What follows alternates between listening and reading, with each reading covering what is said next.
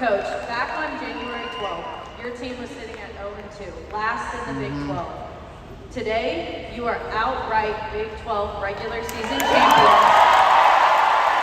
The only team in the conference since 2000 to have that kind of turnaround.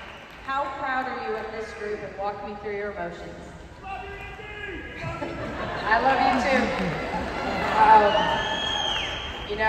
We talked about, it sounds silly to say we went from the outhouse to the penthouse, but we did in 2 months. But we were resilient. I'll never forget being in that locker room at OU, being at O2, and looking every kid in the eye and asking them individually, are you going to quit? And I don't mean quit playing basketball, I didn't mean, but like, are you going to quit? Do you still believe? And every one of them said yes. And from then on, we've just chipped away at it. We've gotten to be where we're hard to guard, and we're guarding the heck out of people. They just kept believing. They believed in one another, and as I really firmly believe that the people that didn't believe in us, the people that doubted us, were who motivated us. We needed a little chip on our shoulder to go out and prove that this is a special group. This is an incredibly special group. I know it's coach speak to say we'll be better in March, but the reality is this is when you want to be playing your best basketball. And I knew that based on putting in a new system and having new pieces, that it was going to take time. I mean, it's just that's realistic to understand that it's going to take time offensively and defensively to gel, and I think we did it the right time, and we just kept believing, and here we are.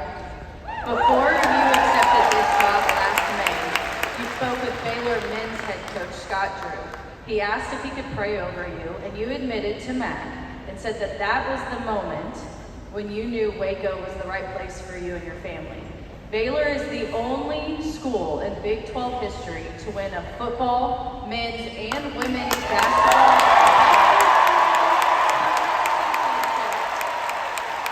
How proud are you to be a part of the Baylor athletics family where championships are the standard? Well, I think it's not just the standard, but we're the people. When you meet Coach Aranda and you meet Coach Drew, you just know how big their hearts are and how they pour into their athletes. And we all believe in preparing champions for life. So, winning is a byproduct of that, but treating people right, doing things right on and off the court matters to all three of us, and really every other program on this campus. And we bleed green and gold, and just super proud to be associated with this university, this community, just in general.